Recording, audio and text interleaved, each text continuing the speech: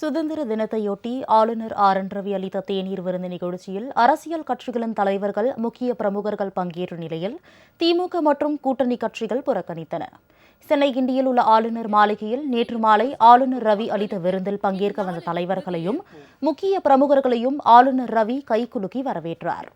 BJP மாநில தலைவர் நயினார் நாகேந்திரன், மூத்த தலைவர் தமிழிசை சவுந்தரராஜன், ராஜா, கரு நாகராஜன், அதிமுக சார்பில் நாடாளுமன்ற உறுப்பினர் இன்பதுரை, சட்டமன்ற உறுப்பினர் கே பாண்டியன், தமிழ் மாநில காங்கிரஸ் தலைவர் கே வாசன், தேமுதிக சார்பில் இளைஞரணி செயலாளர் விஜயபிரபாகரன், பாமக சார்பில் எம்எல்ஏக்கள் சதாசிவம், சிவக்குமார், வெங்கடேஷ், இந்திய ஜனநாயக கட்சித் தலைவர் பாரிவேந்தர் உள்ளிட்டோரும், உயர்நீதிமன்ற நீதிபதிகள் மற்றும் தலைமைச் செயலாளர் முருகானந்தம், காவல்துறை தலைமை இயக்குநர் சங்கர் ஜுவால், காவல் ஆணையர் அருண் உள்ளிட்ட அரசு உயர் அதிகாரிகளும் கலந்து கொண்டனர்.